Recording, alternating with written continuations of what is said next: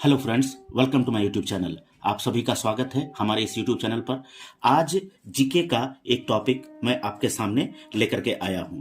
जैसा कि मैं आपको पहले भी बताया हूं कि यहाँ सिर्फ और सिर्फ हम लोग इंपॉर्टेंट चीज़ों को ही पढ़ेंगे जो एग्जाम पॉइंट ऑफ व्यू से बहुत इंपॉर्टेंट है, जो एग्जाम में आते ही है। तो आज का चैप्टर है इतिहास से। इतिहास में हम लोग तीन तरह के इतिहास को हम लोग जानते हैं, जिसमें आपका है प्राचीन इतिहास, एक है मध्यकालीन इतिहास और एक है आधुनिक इतिहास के बारे में। तो इनमें से आज हम लोग प्राचीन इतिहास के एक टॉपिक को पढ़ेंगे। प्राचीन इतिहास में इस टॉपिक का नाम है धर्म ग्रंथ से क्वेश्चंस आपको एग्जाम में पूछे जाते हैं। आप लोग सटीक चीजों को ही मैं बताऊंगा जो आपके एग्जाम में ज्यादातर पूछे जाते हैं, और इन्हीं चीजों को ही आपको याद रखना है, पढ़ना है। तो धर्म ग्रंथ में जैसे आपको पता है कि भारत का सबसे प्राचीन धर्म ग्रंथ वेद है। भारत का सबसे प्राचीन धर्म ग्रंथ क्या है? वेद है। इसके रचयिता कौन है? इसकी रचना किन्होंने की है? तो इसकी रचना की है महर्षि कृष्ण, याद रखिएगा नाम, कृष्ण द्वैपायन वेद व्यास जी ने। वेदों की रचना किसने की है, ये एग्जाम में पूछता है कभी कभी। तो इस किसने की है? ये महर्षि कृष्ण द्वैपायन वेदव्यास जी ने इसकी रचना की है। अब ये आगे क्वेश्चंस आपको पूछा जाता है, इसमें जो इंपॉर्टेंट क्वेश्चंस है उसी को देखेंगे हम लोग। तो वेद में जो वसुदेव कुटुंबकम है, इसका उपदेश दिया गया है। इस वेदों में क्या दिया गया है? कौन सा उपदेश दिया गया है? एग्जाम में पूछता है। उपदेश दिया जाता है वसुदेव कुटुंबकम। इसका अर्थ होता है कि सारा विश्व, सारा संसार ही हमारा परिवार है, हमारा अपना है। तो ये उपदेश जो है ये कहां से मिलता है? तो वेदों से मिलता है। अब वेद के 4 भाग हैं। इस 4 भाग के बारे में आपको एग्जाम में सबसे ज्यादातर पूछा जाता है। इस 4 वेद में पहला है आपका ऋग्वेद, दूसरा है आपका यजुर्वेद, तीसरा है आपका सामवेद, और चौथा है आपका अथर्ववेद। तो इन्हीं वेदों के बारे में अभी हम लोग डिटेल थोड़ा पढ़ेंगे, डिटेल जानेंगे कि इस पॉइंट से क्या क्या क्वेश्चंस पूछे जाते हैं और किन किन चीजों को आपको जानना है। तो इन 4 वेदों को, ये जो 4 वेद आपको यहां दिखाई दे रहे हैं, इनको क्या कहते हैं? तो इनको कहते हैं संहिता। याद रखिएगा, इसको क्या कहते हैं? संहिता कहते हैं। तो इससे अभी हम लोग एक एक करके ऋग्वेद, यजुर्वेद, सामवेद और अथर्ववेद के बारे में हम लोग थोड़ा सा डिटेल जानेंगे कि यहां से क्या क्या टाइप के क्वेश्चंस जो है आपको पूछे जाते हैं। शुरू करते हैं ऋग्वेद से। ऋग्वेद में जो क्वेश्चंस आपको पूछे जाते हैं, सिर्फ वही पॉइंट टू पॉइंट हम लोग जानेंगे। तो ऋग्वेद में सबसे पहला क्वेश्चन जो पूछा जाता है, ये आपको पूछा जाता है कि इसमें कितने मंडल होते हैं। ये याद रखिएगा, इसमें कितने मंडल होते हैं? तो इसमें 10 मंडल होते हैं। इसमें कितने सूक्त होते हैं? इसमें कितने सूक्त होते हैं? तो 1028 इसमें सूक्त होते हैं। और इसमें कितनी ऋचाएं होती हैं, ये आपको पूछता है। ऋचाएं कितनी होंगी? तो इसमें पूछता है, तो ये होगा आंसर 10,462, 10,462 इसमें ऋचाएं हैं। इसमें क्वेश्चंस ये पूछता है कि इसको पढ़ने वाले को क्या कहते हैं? जो पाठ्य करता है, पढ़ने वाला है, उसको क्या कहते हैं? तो उसको कहते हैं हम लोग होत्री। ये याद रखिएगा, होत्री कहते हैं उसको। अब इस वेद में आपको जो राजनीतिक प्रणाली है, इतिहास है और ईश्वर की महिमा के बारे में इस ऋग्वेद में आपको बताया जाता है। इसमें बताया गया है किसके बारे में? आपको जो राजनीतिक प्रणाली है उसको बताया जाता है। और इसमें और क्या बताया जाता है? ईश्वर की महिमा के बारे में। ये इंपॉर्टेंट है, ईश्वर की महिमा के बारे में बताया जाता है। तो ये एग्जाम पॉइंट ऑफ व्यू से इंपॉर्टेंट है। अगला क्वेश्चन जो ऋग्वेद से पूछता है वो पूछता है कि ये ऋग्वेद में आपके तीसरे मंडल पर, तीसरे मंडल पर क्या लिखा हुआ है। तो इसमें विश्वामित्र के द्वारा, याद रखिएगा, विश्वामित्र के द्वारा रचित ऋग्वेद में आपको सूर्य देवता को समर्पित इसमें जो गायत्री मंत्र है वो आपको यहां पर बताया गया है।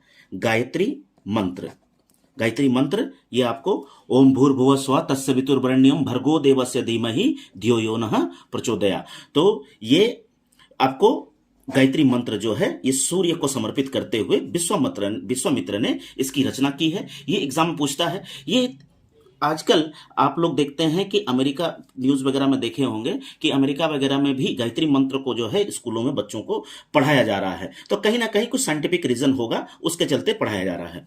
अगला जो है इसमें क्वेश्चन पूछता है कि 9वें मंडल में इसके किसके बारे में बताया गया है। तो 9वें मंडल में यहां पर बताया गया है सोम देवता के बारे में। सोम देवता ये भगवान शिव का ही रूप को बताया गया है, ये सोम देवता को समर्पित किया गया है।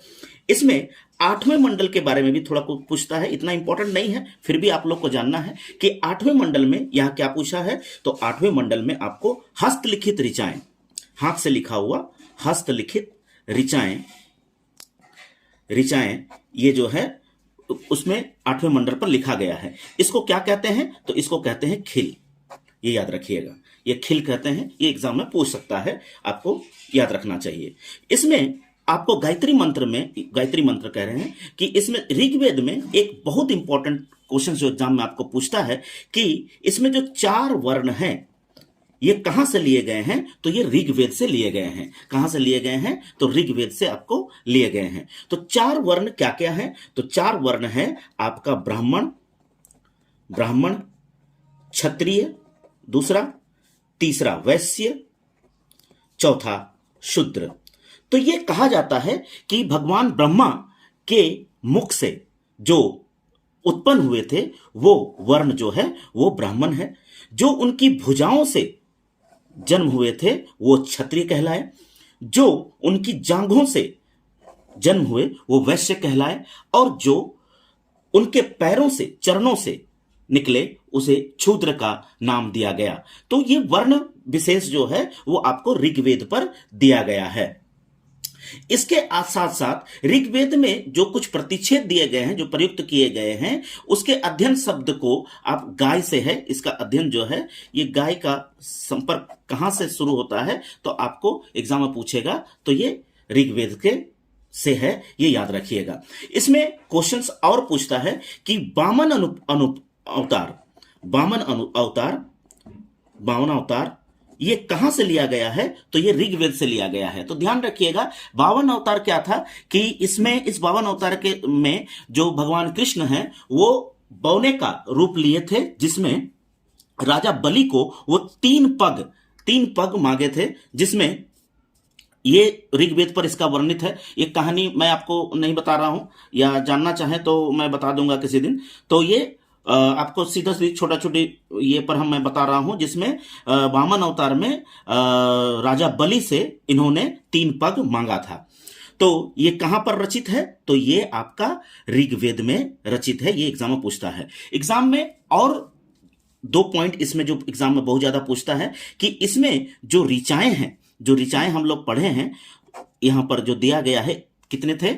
10,462। तो ये जो ऋचाओं में से आपको इंद्र को कितनी ऋचाएं दी गई हैं? तो इंद्र को 250 ऋचाएं दी गई है। और आपको अग्नि को कितना दिया गया है? तो अग्नि को याद रखिएगा, इसमें 200 ऋचाएं जो हैं ये क्या है? ऋचाएं हैं। ये इतनी ऋचाएं जो हैं वो ऋग्वेद में आपको इंद्र को 250 और अग्नि को 200 ऋचाएं जो हैं वो दी गई है, यहां पर बताया गया है।